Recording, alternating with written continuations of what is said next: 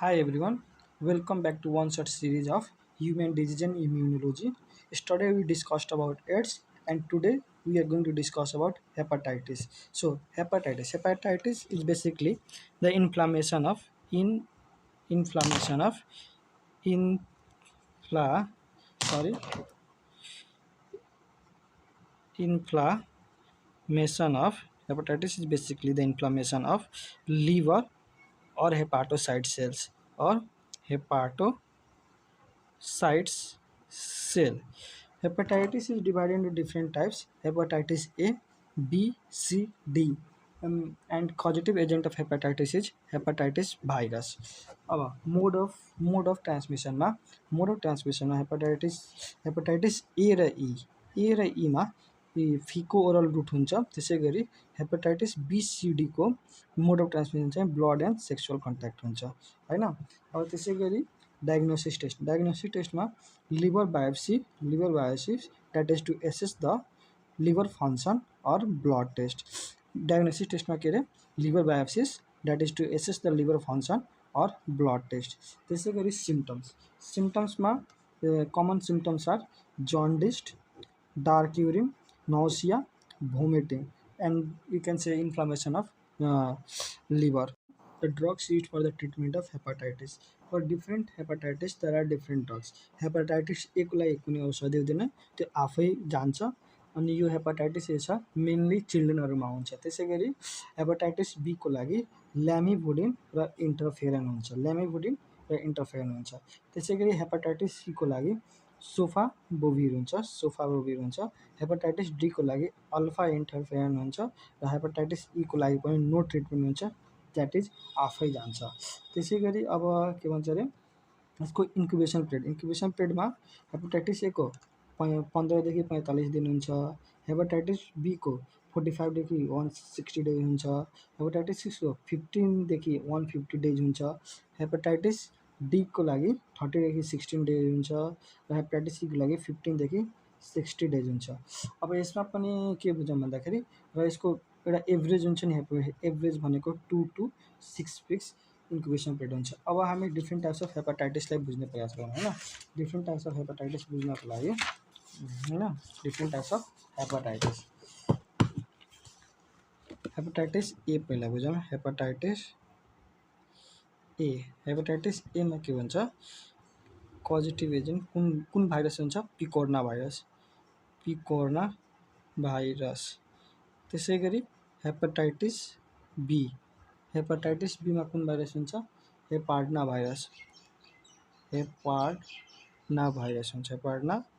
Virus हुन्छ। त्यसै गरी हेपाटाइटिस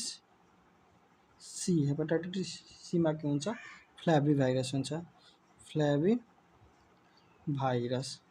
त्यसै गरी हेपाटाइटिस डी चाहिँ के हुन्छ, डेल्टा भाइरस र हेपाटाइटिस ईमा के हुन्छ, हेपाटाइटिस ईमा हेप भाइरस। अब यति बुझिसकेपछि अब हामी यो सिङ्गल स्ट्यान्डर्ड हो कि डबल स्ट्यान्डर्ड हो र आरएनए हो कि डिएनए, त्यसलाई बुझ्नको लागि के बुझ्नुपर्छ, सबै चाहिँ सिङ्गल स्ट्यान्डर्ड आरएनए हो, तर हेपाटाइटिस बी चाहिँ डबल स्ट्यान्डर्ड डिएनए हो। त यो के हो, सिङ्गल स्ट्यान्डर्ड आरएनए, यो पनि single standard RNA.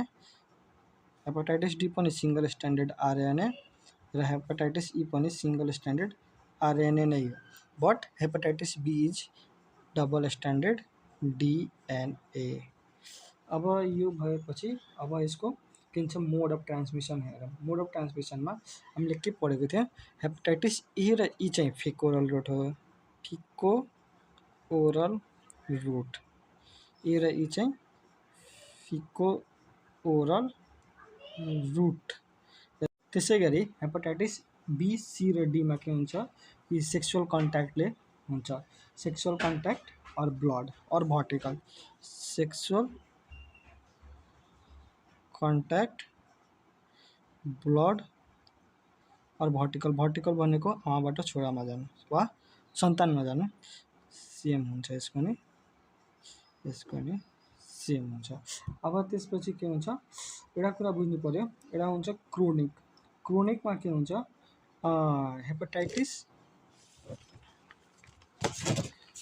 Hepatitis be र सी हुन्छ नि, हेपाटाइटिस बी र hepatitis C are chronic and they causes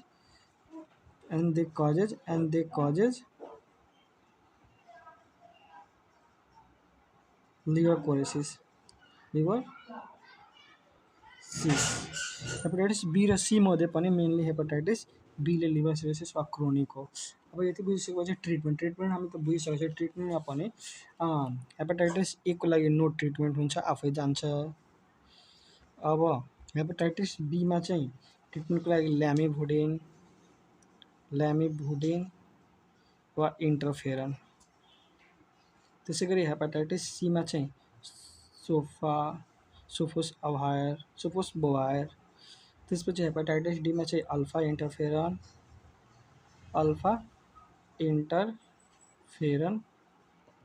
र हेपाटाइटिस डीमा चाहिँ हेपाटाइटिस डी भइसक्यो, हेपाटाइटिस ईमा चाहिँ नो ट्रिटमेन्ट, यो पनि आफै जान्छ। अब फेरि एकचोटि हेपाटाइटिसलाई रिभाइज गरौँ र त्यसपछि पास्ट इयर क्वेसनतिर डिस्कस गर्न लागौँ। Hepatitis is basically the inflammation of liver और हेपाटोसाइट सेल। यसको कजेटिभ एजेन्ट्स चाहिँ हेपाटाइटिस भाइरस हो। यसमा मोड अफ ट्रान्समिसन चाहिँ हेपाटाइटिस ए र ई को लागि फिको एयर रुट हो र हेपाटाइटिस बी सी र डी को लागि ब्लड एन्ड सेक्सुअल कन्ट्याक्ट हो। त्यसै गरी यसको टेस्टको लागि लिभर बायोप्सी, जसलाई के भन्छ to assess the liver function or blood test. त्यसै गरी यसको सिम्टम्सहरू jaundice, dark urine, nausea, vomiting र लिभर इन्फ्लामेसन। त्यसै गरी यसको ड्रग्सहरूमध्ये ए को लागि नो ट्रिटमेन्ट, बी को लागि ल्यामिभुडिन अर इन्टरफेरन, सी को लागि सोफोस्बोभायर र डी को लागि अल्फा इन्टरफेरन र ई को लागि नो ट्रिटमेन्ट। र यसको इन्क्युबेसन पिरियडमा ए को 15 देखि 45 दिन, बी को 45 देखि 160 दिन, सी को 15 देखि 150 दिन, डी को 30 देखि 60 दिन र ई को 15 देखि 60 दिन। ल यति भइसकेपछि अब हामी हेपाटाइटिस रिलेटेड पास्ट क्वेसन डिस्कसनतिर लागौँ। र पास्ट इयर क्वेसन यहाँ छ।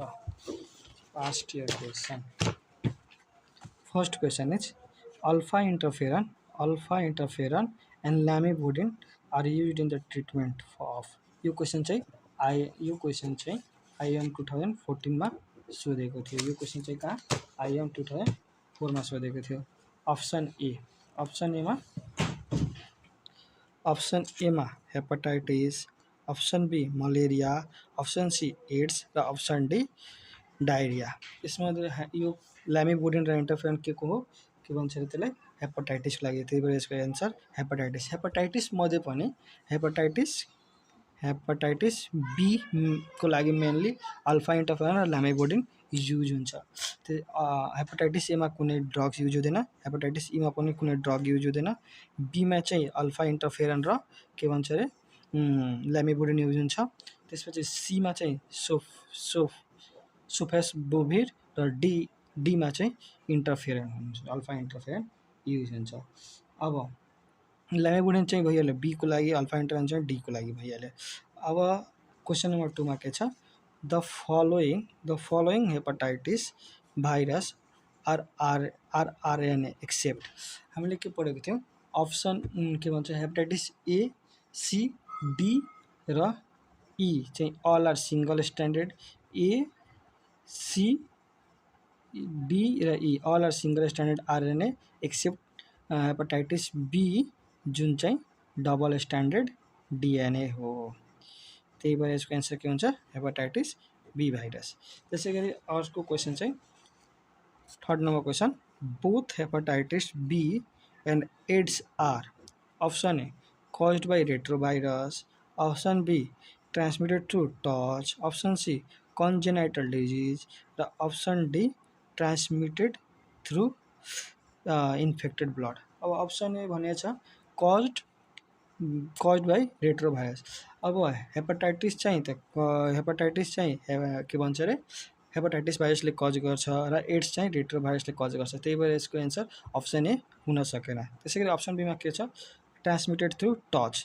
अब एड्स पनि टचबाट ट्रान्समिटेड हुँदैन, हेपाटाइटिस पनि टचले ट्रान्समिटेड हुँदैन, त्यही भएर option B is also not the answer. Congenital disease भनेको के हो?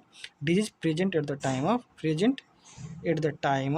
At the time of birth र अप्सन डीमा के छ? Transmitted through the infected blood. So AIDS is also transmitted through the contaminated blood र hepatitis is also transmitted through the contaminated. So answer चाहिँ option D हुन्छ। त्यसै गरी question number 4, question number 4मा के छ?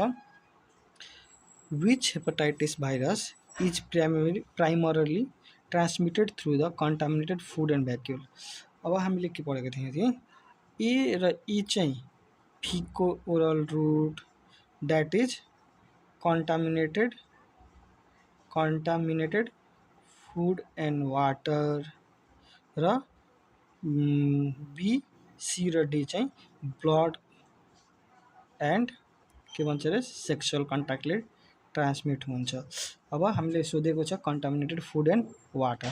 So option A that is hepatitis A is the answer, किनभने B र सी चाहिँ ब्लड र वा सेक्सुअल कन्ट्याक्टले ट्रान्समिट हुन्छ, सेक्सुअल कन्ट्याक्ट। त्यसै गरी क्वेसन नम्बर 5मा के छ? Which hepatitis virus can lead to the chronic infection and increase the risk of liver cancer. Option A hepatitis A, option B hepatitis B, option C hepatitis C र option D hepatitis D. अब hepatitis discuss गर्दाखेरि मैले भनेको थिएँ कि hepatitis be र सीले के भन्छ अरे क्रोनिक इन्फेक्सन कज गर्छ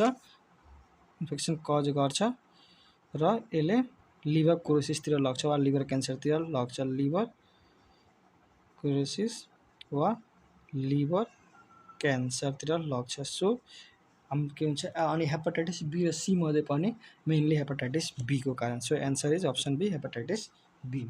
अब क्वेसन नम्बर 6मा के छ? What is the common mode of transmission for hepatitis B? What is the common mode of transmission for hepatitis B? Option A sexual contact, option B sharing needles, option C blood transmission, option D cough and sneezing. Hepatitis बीको लागि हामीले पढेको थियौँ blood and sexual contact or vertical, that is from mother to child. अब यसमा mainly के को कारण हुन्छ?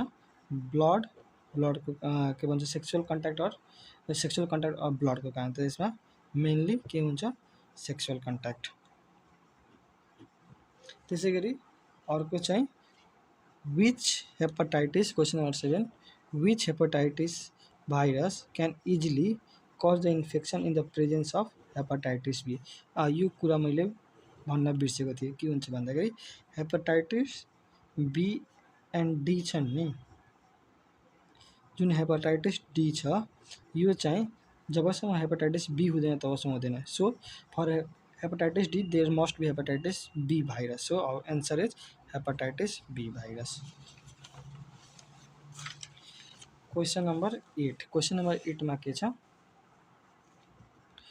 Which hepatitis virus is known as the silent killer because it often has no symptoms until advanced stage? के भनेको छ भन्दाखेरि which hepatitis virus is known as silent killer. Option A hepatitis A, option B hepatitis B, option C hepatitis C र option D hepatitis C. So basically hepatitis C is known as silent killer because hepatitis सीमा के हुन्छ भन्दाखेरि मान्छेलाई भित्रभित्रै धेरै कुरा infection लागिसकेको हुन्छ, तर के हुन्छ अरे there are no symptoms. So hepatitis C is known as silent killer. So option C is the correct answer. Last question, which hepatitis virus can be prevented by practicing the good hygiene and sanitation? अब यसलाई बुझ्नको लागि पहिला हामीले बुझ्नुपर्छ मोड of transmission कुन हेपाटाइटिसको के हो। त हामीले पढेको थियौँ ए र ई को लागि feco oral route that is contaminated food and water. त्यसपछि B, DSC, blood, sexual contact, वा भर्टिकल। अब यहाँ भनेको छ which can be prevented by practicing good hygiene and sanitation. So जुन कन्टामिनेटेड फुड र वाटरको कारण हुन्छ त्यसैलाई के भन्छ अरे गुड हाइजिन र सेनिटेसनले प्रिभेन्ट गर्न सकिन्छ। So our option A that is hepatitis A can be prevented by practicing good hygiene and sanitation. So thank you this much for today, and thank you everyone for watching.